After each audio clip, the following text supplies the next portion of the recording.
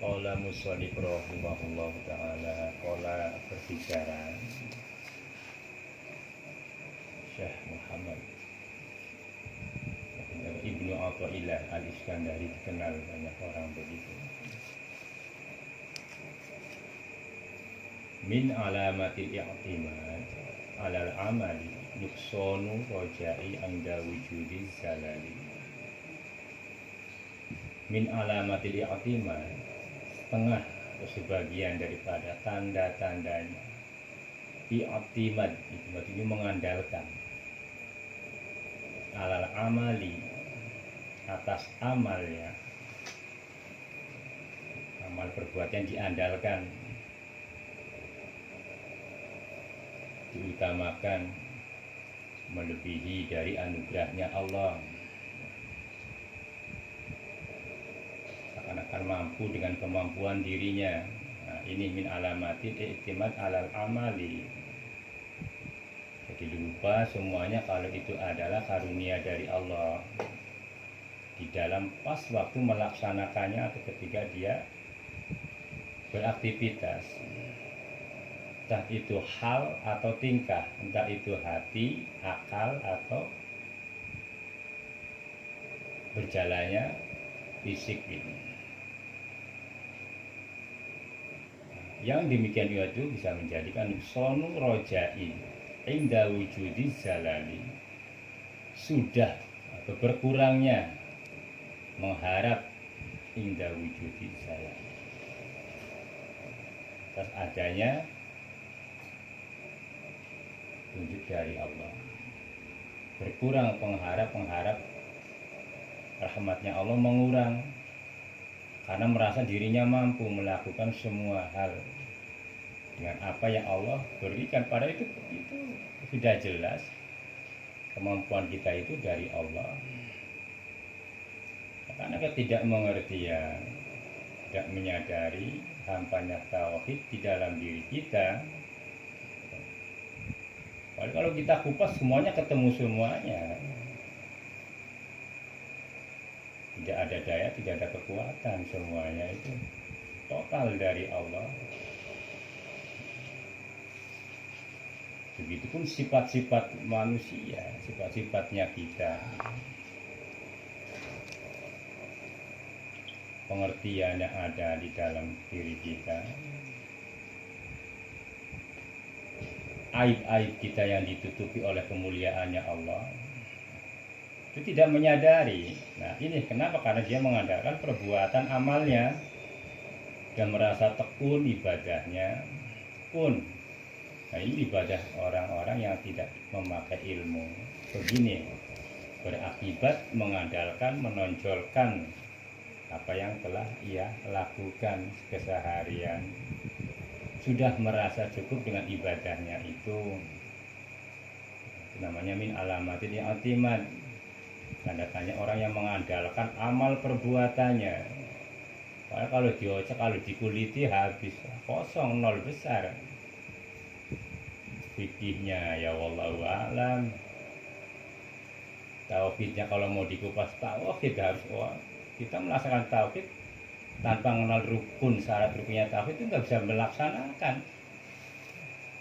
Tidak bisa menerapkannya seperti apa cara kita bertauhid kepada Allah, lalu mengaku jadi ahli tauhid padahal tidak kenal ilmunya.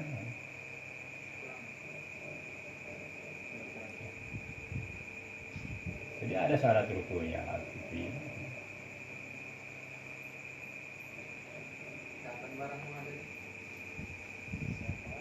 Bukti tidak bisa dipungkiri lagi. Keseharian kita begitu sudah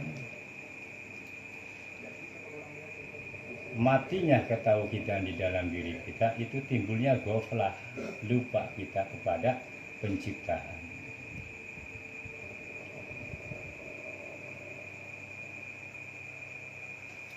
Padahal sungguh luar biasa kalau kita mau mentafakuri yang demikian itu.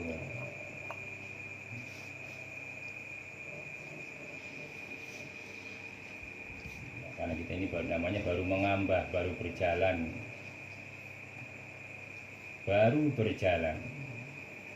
untuk mengenali diri kita yang sesungguhnya, untuk mendampingi ilmu-ilmu yang sudah Allah berikan, ilmu umum dan sebagainya. Kalau tidak didampingi dengan tauhid, yang terjadi kufur yang tidak terasa, akhirnya menyiksa diri, banyak penuh dengan kebingungan dan kesedihan di dalam hidupnya. Banyak sedihnya, banyak bingungnya. Padahal diberi kecerdasan, tapi banyak diputar-putar oleh kecerdasannya itu, pusing terus.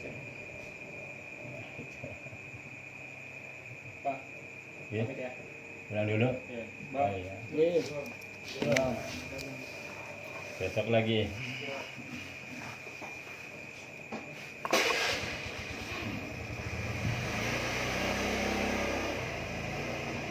Makanya qaulul i'timadi 'ala Allah Ta'ala itu naqtul arifin, mengandalkan kepada Allah. Itu sifat-sifatnya orang-orang yang mengenal Allah atau muwahhidin, mengesahkan Allah, jeni-jeni namanya mengesahkan.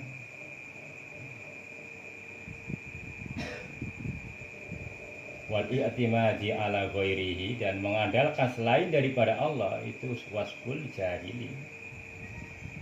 Itu adalah sifat-sifatnya orang-orang bodoh, orang-orang awam, ghafilina. Maka yang terjadi demikian, lalai dan lalai seumur-umur lalai. Sungguh luar biasa Allah melunakkan sifat latifnya ini. Kita lalai tapi tidak mengenal lalai ini. Kita itu lupa, banyak lupanya, tapi tidak mengenali kelupaan kita.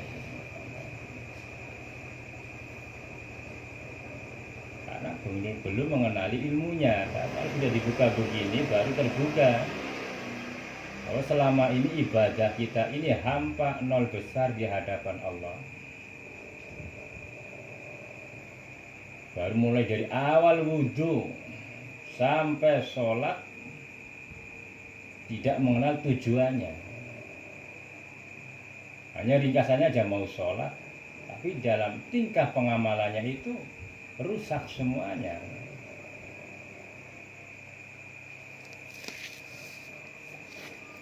Walaupun Nabi mengajarkan tentang sunah-sunahnya, tapi jika tidak mengenal hakikat, susah, tidak nyambung ilmu. Syariat itu tidak berisi, tanpa hakikat syariat itu tidak berisi, tidak ada rasa. Artinya tidak rasa, tidak sampai kepada titik temunya, maka merugi betul. Orang air wudhu, pertama niat, itu niat saja itu sudah mananya ingat niat itu.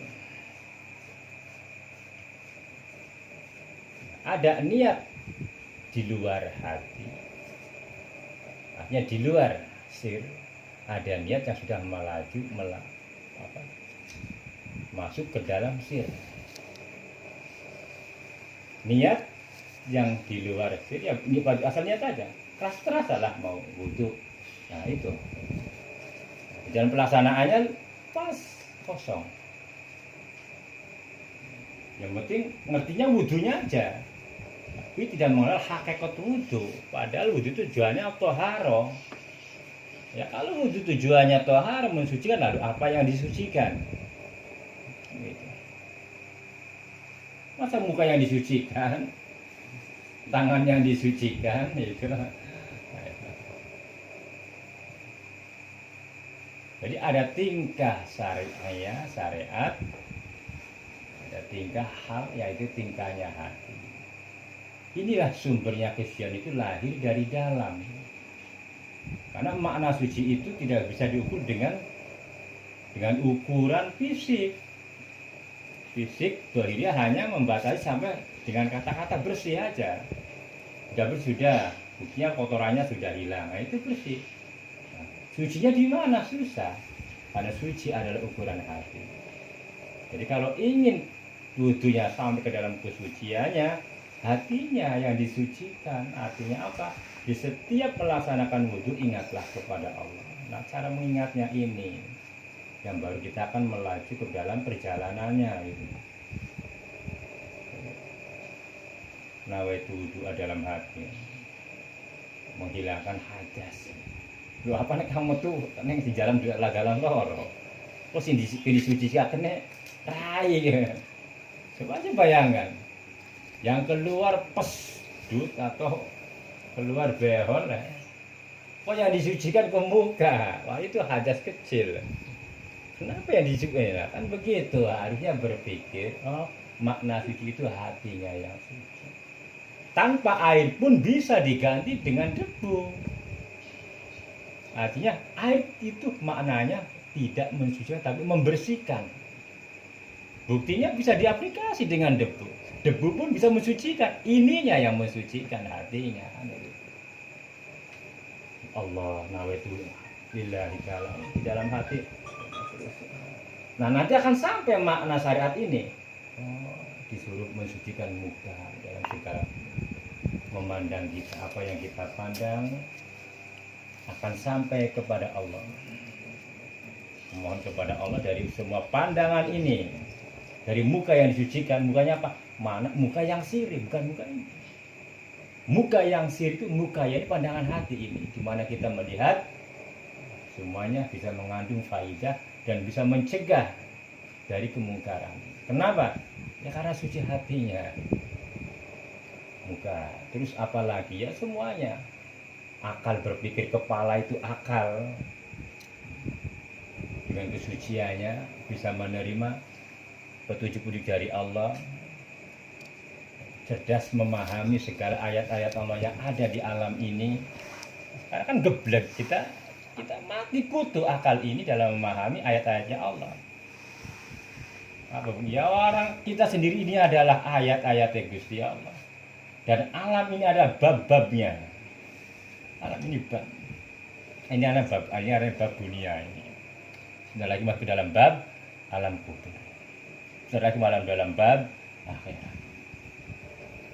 Alam adalah bab-babnya dan kita ini adalah ayat-ayat Gusti Allah. Madhar qudratillah, penjelasan daripada kekuasaan Allah ada pada manusia, bukan pada yang lainnya.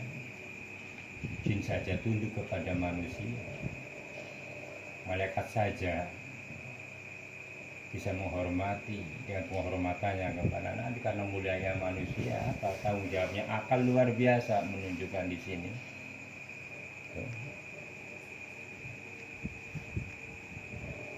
Pada dari zaman udah mulai dari balik sampai umur 15 tahun kan berkewajiban ya. Awaluma wajib ala insani ma'rifatullah bistiqamah. Awal-awalnya kewajiban manusia itu ma'rifat kepada Allah, diyakini. Itu awal-awal. Mulanya bil ghaibi wa yuqimunas shalah.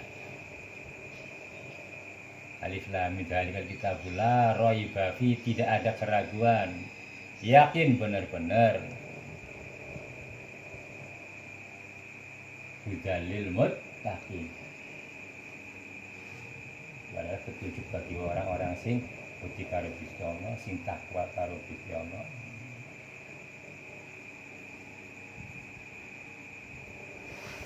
Kemudian pilih ghaibi dulu, percaya apa? Hati disit, hati dahulu, baru wa yuqimunas shalah. Keyakinan dulu, ma'rifat dulu, yakin kepada Allah. Nah, cara meyakini ini nanti bertahap begitu.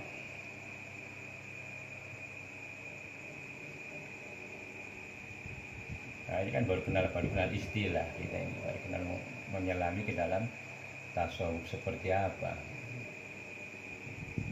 Karena orang dulu bilang kalau itu menghambat perjalanan hidup. Ayanda lah, nggak ada sejarahnya ilmu menghambat itu.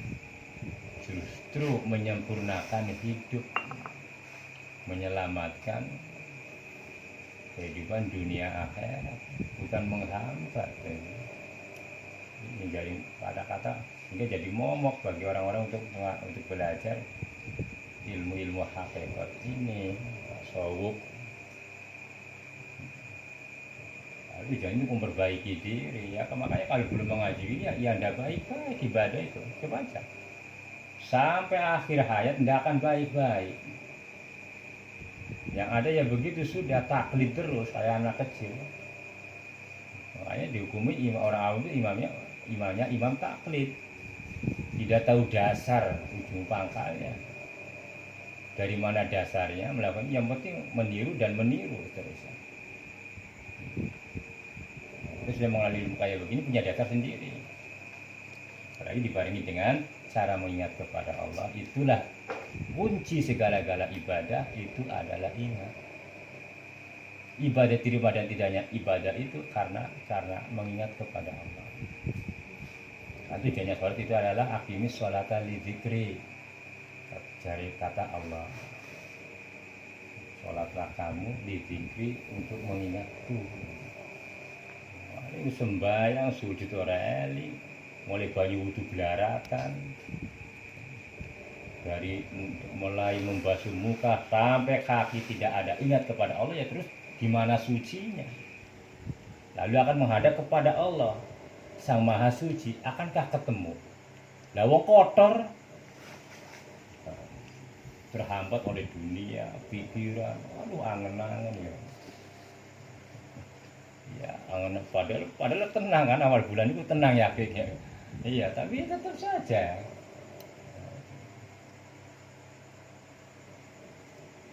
Ya, jadi hari ini awal bulan itu malam hari-hari bahagia. Mau pertengahan bulan ya mulai masa senja. Tapi ya tidak menutup kemungkinan begitu. Tidak awal bulan, tidak akhir bulan, tidak ada ukuran. Kan kemarin kita sudah mengenali pelajarannya, orang-orang murid itu dalam keadaan kurang justru menjadi hari rayanya. Kenapa? Merasa butuhnya baru akan terasa kepada Allah. Dalam segala hal butuh ilmu karena bodohnya. Ya butuh dalam bidang duniaan. Kenapa kok tidak adanya rasa cukup di dalam hati? Nah, sampai nyawang wong dia mobil ya perasaannya ya enak. Pakai mobil perasaannya enak ya. Coba aja kalau kamu menyelami hidup bersama mereka, apa ini sudah banyak mengalami pengalaman sama orang-orang kaya begitu. Ya banyak kerusuhan.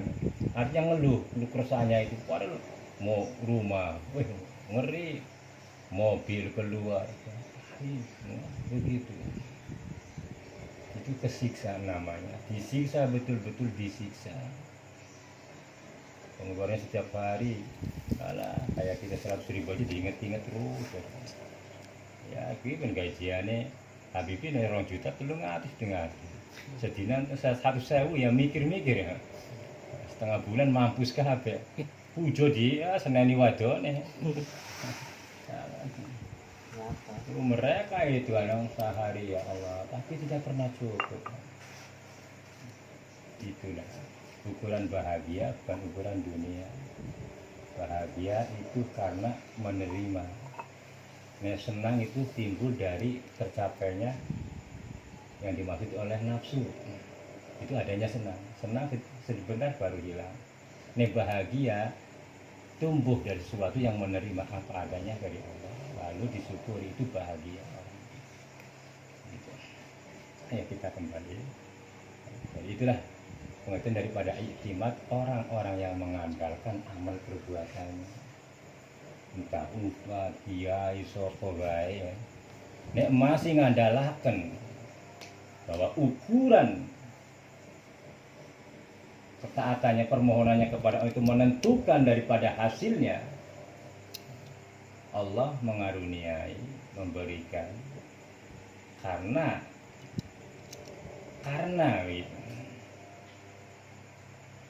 banyaknya ibadah kita kepada Allah. Nah, ini masih banyak yang demikian. Baca kamu minta. lari ke sana ke ulamanya, kiai lah mau cari amalan. Ini kamu belilah ini amalan ini supaya begini-begini. Coba lakukan ini, baca ini 1000 kali, mudah-mudahan kamu nanti bisa begini. Waduh, ya, udah dibaca bahkan beribu-ribu kali. Kalau dibaca sudah 1000 kali 40 hari, nanti akan muncul. Tahu apa yang muncul? Kalau kamu ingin dapat Lailatul Qadar, baca ini. Tujuannya supaya istiqomah. Tapi jangan diarahkan ke tujuan, ke zat ilmunya, zat hasilnya, enggak boleh gitu. Kalau kamu baca sholawat ini nanti kamu akan ketemu Nabi. Itu banyak ya. Bacalah amalan sholawat ini, insya Allah Allah meridhoi. Ridho yang dicari dulu, ridho nih Gusti Allah. Kita hidupnya akan menjadi berkah, bisa ma'rifah, bisa kenal karo Gusti Allah, kenal Gusti Allah. Nah, istilah kata-kata kenal ini bertangga. Makanya ada ma'rifat menurut syariat, ada ma'rifat menurut tarekat dan hakikat. Mengenalnya kita kepada Allah. Nah, uang umumnya, iya ya, ini itu ciptaan Allah, ya sudah. Kita pun ciptaan Allah, ya udah, putus mati. Hal hati itu, tingkahnya hati itu mati.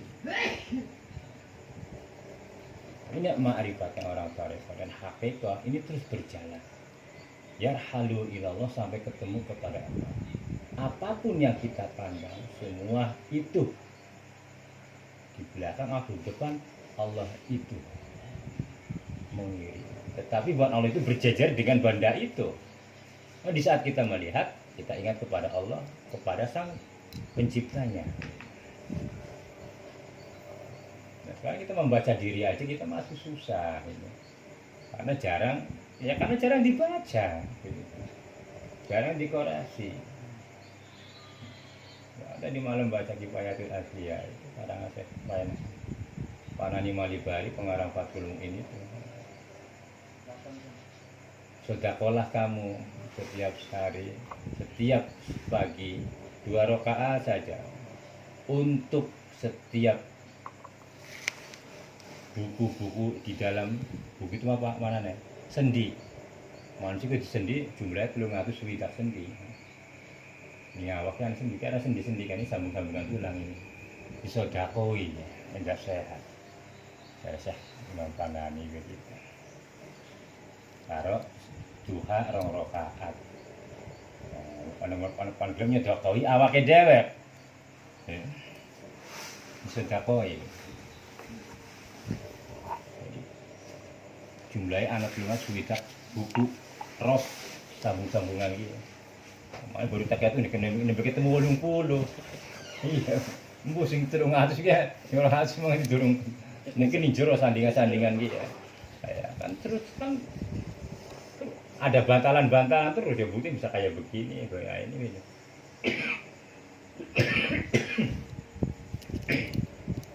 Kalau mikir kayak gitu ya Allah sempurna betul.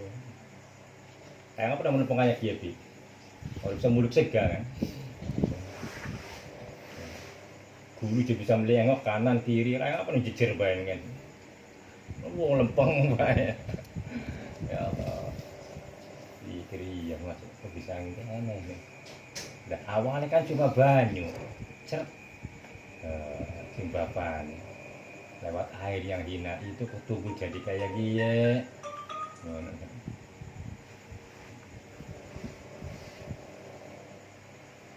Lalu wanufiqo isu Allah meniupakan rupa kali-kali boleh melak. Berarti apa artinya? Ayo, kalau Allah yang meniupkan ruhnya, dadi Gusti Allah. Sing nimbulaken rasa, tapi bisa duwe rasa. Rasa apa bae? Baik kok namun ngaji jauh, ngaji hakikat itu sudah mengupas rasa. Itulah artinya Gusti Allah, sampai kita bisa mengenali diri kita dan mengenali sing gawe kita.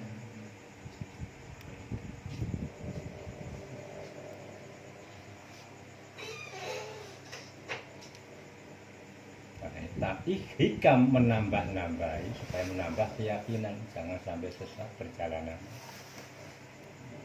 Supaya menambah keyakinan. Kenapa kita bisa ndeleng alam dia? Karena ana nure Gusti Allah. Karena ana nure Gusti Allah. Dulu pun tidak mengerti sama sekali. Taunya kita itu yang melek, ndeleng, dindewek. Coba bayangkan. Jangan kayak Firaun. Bisa melek, bisa ngomong, kerja dinda kelawan diri karena dirinya. Oleh kita sendiri kan Firaun itu. Artinya apa? Kita melupakan penciptanya sama sekali, totalitas. Pur. Mengartikan baru mengerti. Al-qawmu kulluhu dzulmat. Kalau semua yang dibikin oleh Allah ini makhluk itu hakikatnya zulmatun peteng wa anaruhu, dan Allah madangi ini alam dia anwari dengan nur Gusti Allah. Allahu nurus samawati wal ardh, Allah madangi. Tetapi nurnya ora katon. Karena Allah membatasi untuk melihat jirim. Singkaton jisim, benda. Jirimnya ora katon. Dirahasiakan kan nure Gusti Allah, namun katon sifat manusia itu gampang lecehkan. Sifat manusia itu gampang lecehkan. Contoh, pertama kita kenal daerah, kita takjub panik. Apa namanya? Kagum. Cuma sekilas saja. Sehari 2 hari ya sudah biasa kan. Namanya mereka wis teremehkan begitu. Ngepreaken istilah bahasa Jawa, meremehkan. Begitu pun juga andai kan nurnya Allah diperlihatkan, ya kita bisa melihat ini semua alam. Di sini ada nur. Ya tetap saja meremehkan. Nah, oleh karena itulah Allah membatasi, menutupi nurnya karena mulianya nur. Kita untuk meyakini saja dan menikmati dengan batin ini, dengan sir bahwa ini adalah nur Gusti Allah. Semuanya pun adalah nur Gusti Allah. Di dalam diri kita pun ini adalah lautan ilahiyah, lautan Gusti Allah. Bisa berpikir suarga apa Jakarta mancing, Surabaya mancing, kan mutak sama ini. Diringkes hati. Alam ini bisa diringkes dan jingaken. Coba bayangkan. Ya Allah.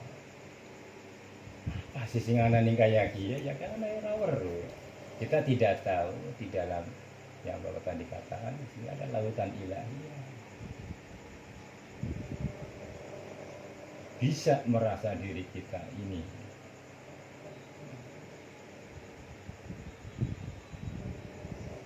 kemuliaannya, nek mau dimuliakan penciptaan Gusti Allah. Ya apa ya kita dia dimuliakan, hati dimuliakan dihargai. Karena mau hargai diri kita ya wis kayak sucikan hatinya, disucikan hatinya. Ayo belajar mulai berwudu, toharoh, sucikan toharonya, cara berwudunya. Mulai dari awal sampai akhir. Dari niat, bismillah, ta'awud, siwak, macam-macam sunah-sunah Kanjeng Nabi untuk menuntun sampai kepada hakikatnya. Dibersih, disucikan. Nek kita kenal siwakan bae ora anjog bae. Ora nemoni hak. Khasiate ora nemoni. Apa sih mana sini siwak? Tapi karena saya pakai Kanjeng Nabi, ya alhamdulillah wong sing rajin banyu wudu tetap ada syafaat yang tersisa di dalamnya. Tapi alangkah baiknya kita mengenali maknanya. Disiwak, digosok cangkem gue, mudah-mudahan bisa ngomong bersih, ngomong benar, niat bersih, ngomong karo wong ya niatnya niat nulung, ya memberikan sesuatu yang manfaat, yang jujur, yang disiwak, disucikan, karena akan melantunkan ayat-ayat Gusti Allah nanti ketika di dalam sholat, mulai dari takbir Allah, Yesus kalimat Gusti Allah, ya Allah, coba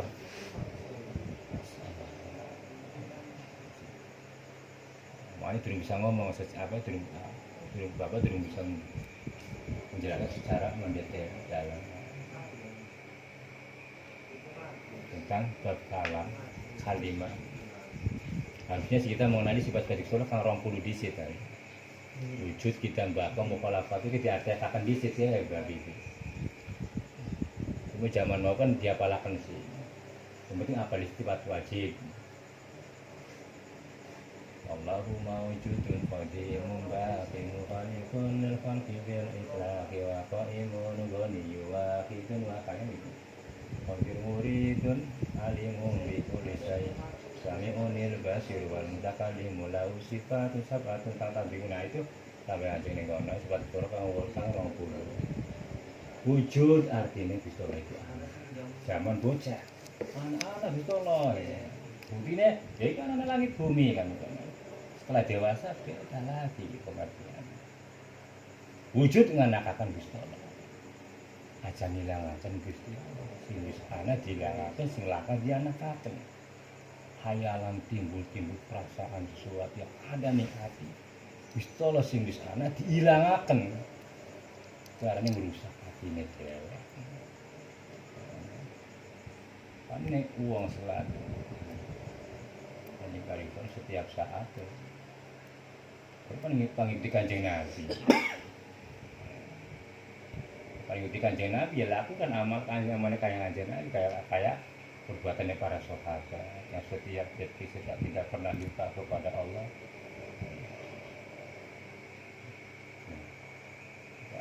Sedina meh sampai orang libur Allah. Tapi sekarang bid'ah itu gue. Hakikat dari bid'ah itu perbuatan yang tidak dilakukan oleh Nabi dan sahabat adalah bid'ah hakikat sesungguhnya. Mulanya para sahabat itu rata-rata sing sahabat yang tertentu, tidak semua sahabat itu sama. Berarti enggak habis jauh bertahap juga. Sahabat Umar punya kelebihan, sahabat Ali punya kelebihan ilmu, sahabat Umar kelebihan zuhud, sahabat Utsman kelebihan eman, sahabat Abu Bakar sidiknya itu keyakinannya yang kuat, punya beda-beda. Yang lainnya macam-macam. Was Al-Qurni, karena papi taat ini wong tua, macam-macam. Tapi mereka dianugerahi oleh kita buruh, dibuka alam-alam siri, alam-alam rahasia-rahasia itu dibuka mereka itu. Karena dia begini setiap nafas Allah, ini Gusti Allah gitu. Tapi artinya sing harus disebutaken sembahyang wa subhanallah ibu korotau wa asila. Ngomong Gusti Allah iki wa subhanallah ngucapaken panjenengan Gusti bukrota wa asila sing awit sampai sore, boro-boro esuk sore, boro-boro pagi sampai sore. Allah, malah sebaliknya pagi sampai sore boro-boro ingat, sholatnya aja enggak ingat, apalagi bertasbih dari pagi sampai sore. Ya munafik dulu. Yang akan kita pelajari ini memperbanyaknya kepada Allah sesuai janji kita kepada Allah. Masih sampai tahu ini. Allahu akbar kabira walhamdulillahi katsira. Wa subhanallah ibrata wa asila. Enak ngomong jadi ya Allah. Ini wajahku sesungguhnya. Kuhadapkan kepadamu boro ngadep ya. Ngono kali waduh gajian kan separo. Apa maning? Aduh ana perintah komandan apa malah gini wis. Sok terus ya jangan ditutup perkara dan perkara. Ya. Itu gimana ini wajahku? Wajah iya. Kuning ngadepaken janpakan karo wajah karo Gusti Allah. Sok akeh goro, nek akeh kubur. Masih penting ngomong diakui kehinaan-anane ning ngarepane Gusti Allah. Diakui kerentananane. Diakui kelemahanane, kedoifanane, keapesananane, bodoh bener-bener goblok ya. Kehinaanane. Empat ini diakui di hadapan Allah. Lalu ditulung rahmat Gusti Allah supaya dikaruniai pengertian sing luas dalam memahami ayat-ayat Gusti Allah yang sampai kepada hakikat keimanannya supaya imannya sempurna sedurung metu ning alam dunia. Sebelum keluar di alam dunia lebih dahulu sempurnakan iman. Merugi betul rugi parah. Sampai metu alam dunia iman durung sempurna. Ini durung ditolak durung ngerti. Tauhid belum paham, tauhid belum mengenal, lalu bagaimana cara memakainya. Dalam kita melakukan ibadah, kalau Gusti Allah belum mengenal isi di dalamnya. Apa itu wudu, apa itu thaharah, dan apa itu sholat di dalam setiap geraknya kita tidak mengenal makna di dalamnya. Itu menunjukkan belum sempurnanya iman. Lalu keluar dari dunia, dijawab marobuka siapa Tuhanmu ya lenga-lengo. Karena ketika sembahyang belum pernah ngadep artinya karo Gusti Allah. Wis paling jeder. Aduh, masyaallah wis. Ya jeder mending ning paling badan paling selang. Diri paling adu-aduan. Ya kan ya Allah. Aduh, mengko kaya apa muselang itu. Ora liren-liren. Kita pun marobuka mandinuka mon kita buka ya agamamu Islam sing ngendi Islam gundulmu ya. Syarat berkulit sembahyang durung pada kenal Islam peper sing di tempiling maning peng tempiling bapane paling meler popoke sini pilih malaikat ya Allah ora pada wedi sini ancaman bisa terus Masya Allah kita buka teman imamuka imam isul Al-Quran kapan kau mengikuti Al-Quran ayo awal saja Bismillahirrahmanirrahim dengan menyebut asma-Nya Gusti Allah itu kalau dikalimahkan kalau diartikan secara hal tingkah hati asma-Nya Gusti Allah itu apa kabeh kelawan asma-Nya Gusti Allah Anjing Nabi maca kelawan asma-Nya Gusti Allah. Iqra bismi rabbika. Khalaq. Bacalah Tuhanmu dengan asma Tuhanmu. Si wis ana ning manusia diwaca. Kan Iqra bismi rabbika alladzi. Alladzi tawidat khalaq senjata.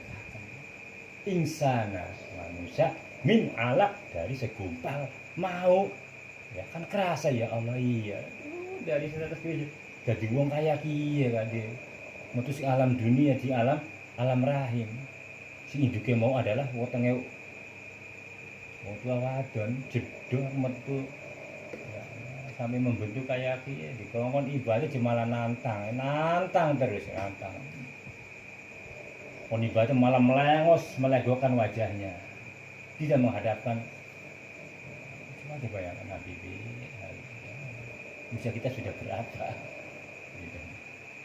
Sekarang umur tidak ada batasan mau solihin ya kepapat tahu ya sepasa wayai malah yang ngongkol ini ya utara mau dikubur mau wingi-wingi ana ya apa baturmu kan Yang perbatasan paling seumuran Habibie ya. Luwi-luwi, kurang luwi ya. Makin nom. Ya, kan saya bayangkan coba. Sedangkan janji manusia karo Gusti Allah. Kuri ahdal ladzi kharajta minad dunya syahadatan alla ilaha illallah. Janji yang mesti alam dunia kiye bakal arep gawa. Nyaksi ora ana pangeran selalu Gusti Allah. Sing arah endi? Ya. Ini berarti bab iki mati. Dari banyak BB aja pernah ngandalkan ibadah kita jangan diandalkan, tapi jadikanlah sebuah penghambaan kepada Allah secara murni. Makanya nanti apapun yang kita lakukan, amalan-amalan apa, itu ada suatu penghambaan saja. Anak-anak batur ya, ada apa wes. Apa sama kaya khairul aja kuliah ya bisa lah udah mancing kok terasa